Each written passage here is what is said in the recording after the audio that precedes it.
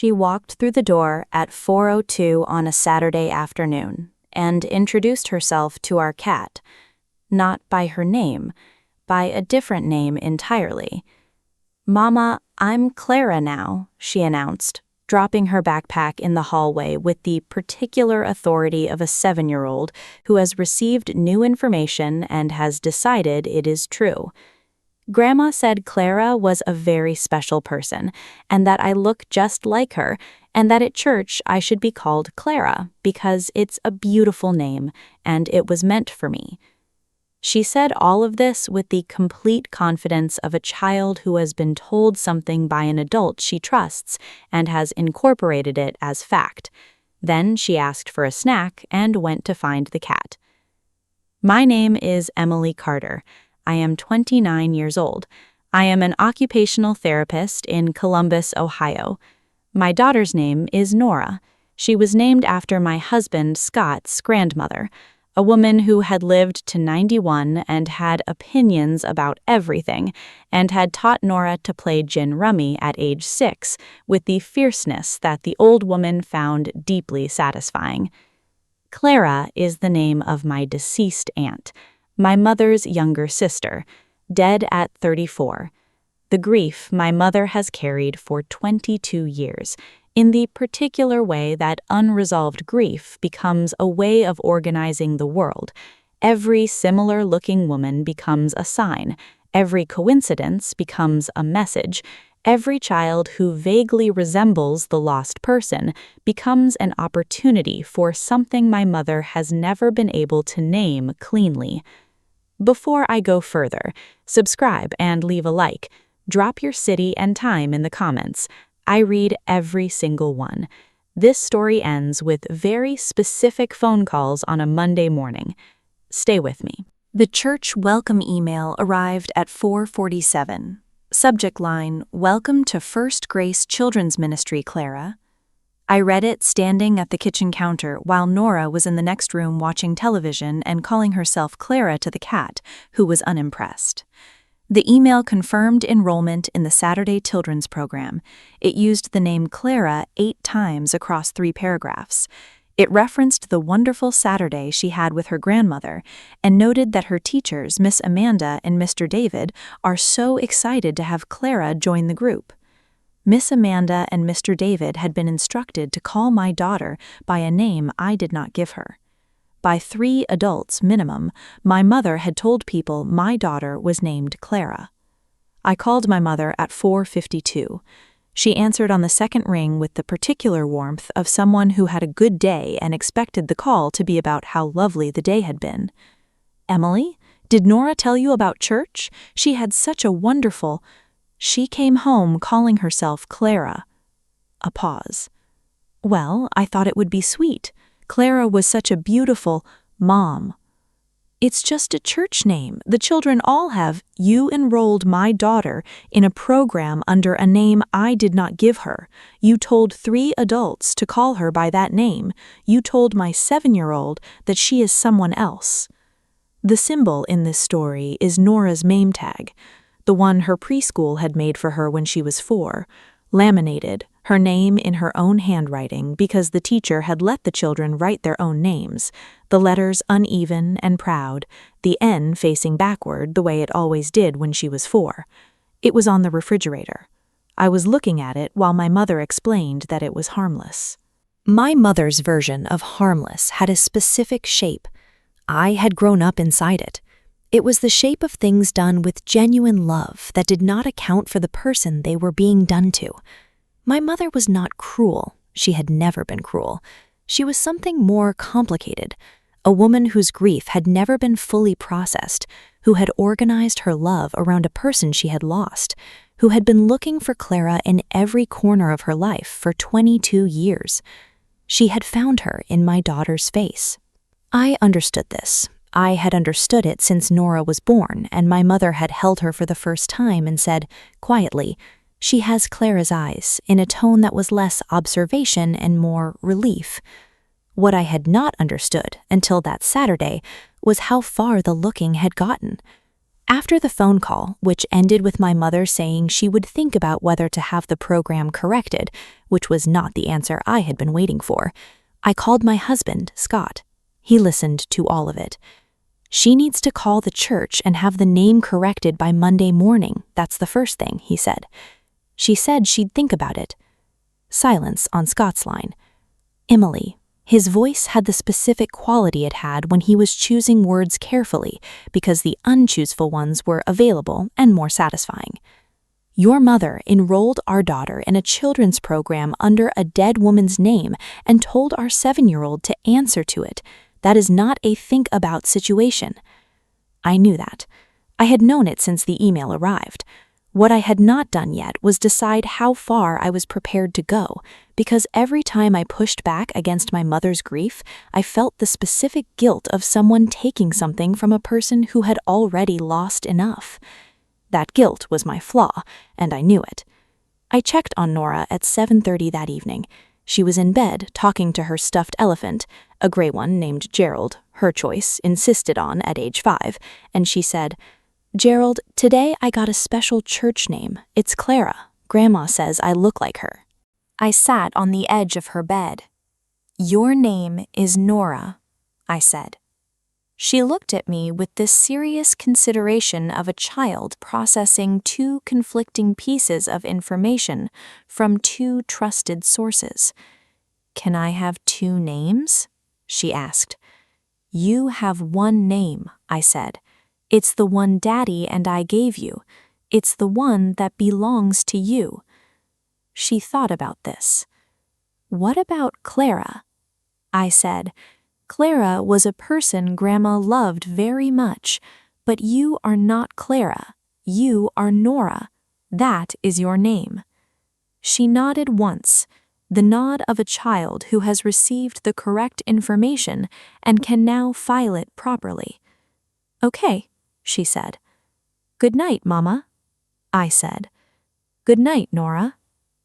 I closed her door and stood in the hallway for a moment. If you have been in a situation where someone else's grief became your child's problem, drop a comment, because what happened the next morning made everything significantly clearer. Stay with me. At 9:14 Sunday, my mother called. She had spoken to her pastor. She said the name issue was already sorted and that the children's ministry team was very understanding and that she hoped we could move past it. I looked at the church welcome email on my phone. Still, subject line, "Welcome to First Grace Children's Ministry, Clara." I checked the church's member portal online. Nora was still enrolled as Clara. Nothing had been sorted. I put my phone face down on the counter. Monday morning. I called Jess at 8:07 Sunday evening. Jess was 30 years old, a family law paralegal, and had been my closest friend since the year Nora was born. She had watched my mother's grief dynamic from the outside for 7 years with the particular clarity of someone who cared about me and was not inside the pattern. She answered immediately. I told her everything. The Saturday, the name, the email, the phone call, my mother's claim it was sorted, the portal still showing Clara. Jess was quiet through it all. Then, "Emily, I need you to hear something clearly. What your mother did is not a grief issue, it is a consent issue. You enrolled your child in a program under a different name without your permission. You instructed adults to call your daughter a name you did not choose. Your daughter came home believing her name had been changed. That is a consent issue." I had known this. Having Jess say it in those specific words, consent issue, not grief issue, removed the guilt that had been making me hesitate. "What would you do?" I asked. "Monday morning, I would call the church directly, not through your mother. Directly. I would confirm the name correction myself and ask to see the updated enrollment record, and then I would have a conversation with your mother about what happens to access if this kind of decision ever gets made without you again." The symbol, Nora's name tag from preschool was still on the refrigerator. N facing backward.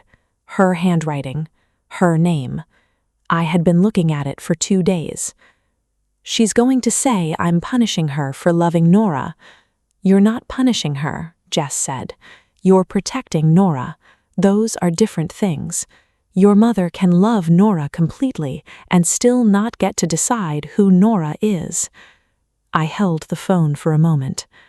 Thank you, I said. Call me after the Monday calls, she said. I want to know what they say. She was the person who always asked for the follow-up. That specific act of continuing care, not just offering advice, but wanting the next chapter, was the thing about Jess that I relied on without always naming it. That subscribe button is right there. Because what happened when I called the church Monday morning and what the children's ministry director told me that my mother had specifically said during enrollment, I was not prepared for. I called First Grace Children's Ministry at 9:02 Monday morning.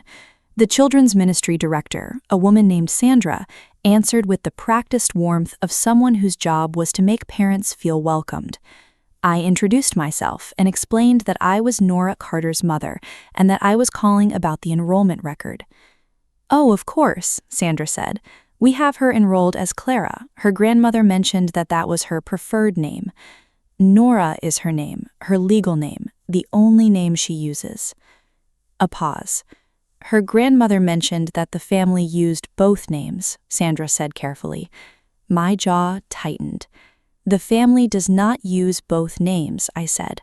"My mother enrolled my daughter without my knowledge, using a name that is not my daughter's name. I need the enrollment record corrected to Nora Carter, and I would like a confirmation email when that is done." "Of course," Sandra said. "I'm so sorry for the confusion." The confusion had not been accidental.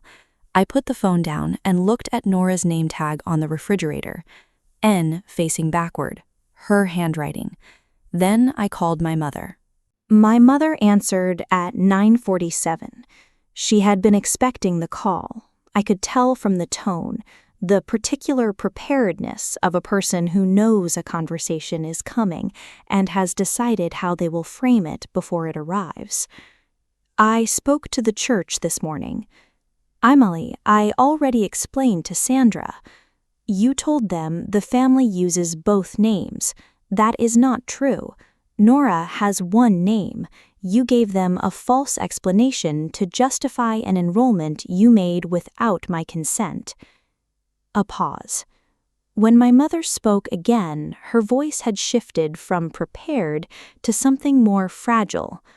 "I just wanted her to carry a piece of Clara," she said. "I thought, she looks so much like her. I thought if people knew her as Clara, some part of Clara would—" She stopped. I waited. "Mom," I said, "I understand that losing Clara was devastating. I understand that you have been carrying that for 22 years and that it has never fully healed. I am not asking you to stop grieving." "Then why—" "Because Nora is not Clara. Nora is Nora. She is her own person. And what you did on Saturday, without asking me, without asking Scott, was decide that your grief was more important than her identity, and I cannot allow that." The line was very quiet. I pressed forward. "I need you to understand that if this happens again, any version of this, any decision about Nora that you make without our knowledge or consent, the access changes. Not as punishment, as protection." "Access," my mother repeated.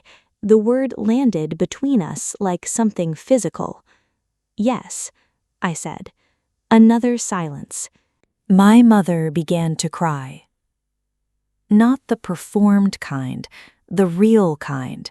The kind that comes from a place that has been stored a long time. "I miss her so much," she said, "every day." "I know," I said, "and I'm sorry. I have always been sorry. But Clara has been gone for 22 years, and Nora has been here for 7. She deserves to be seen as herself. The crying continued for a moment. Then my mother said something I had not heard her say before, not about Clara, not about anything. I think I need to talk to someone, a professional. I think I've been holding this wrong. I let that settle. I think that's a good idea, I said. I will help you find someone if you want. She said she would think about it. The call ended at 10:08. I sat at the kitchen table after for a while, not with triumph. That was not what I felt. What I felt was the particular exhaustion of a conversation that had cost something real from both people in it and had moved something that needed moving. Nora came downstairs at 10:30 looking for breakfast. She sat at the table across from me. "Mama," she said, "can we have eggs?" "Yes," I said. "With the cheese?" "Yes." She climbed onto her chair and arranged herself the way she always did, one leg tucked under her, the other dangling, Gerald the elephant on the table beside her plate. She did not mention Clara. She did not mention Saturday. She was simply, completely Nora. I made her eggs with the cheese, and I looked at her name tag on the refrigerator, the backward N, her handwriting, her name, and I thought about what it means to protect someone's identity before they are old enough to protect it themselves. That is the work, quiet and specific and non-negotiable. My name is Emily Carter, and my daughter's name is Nora, and I will say it clearly, every time, to everyone who needs to hear it.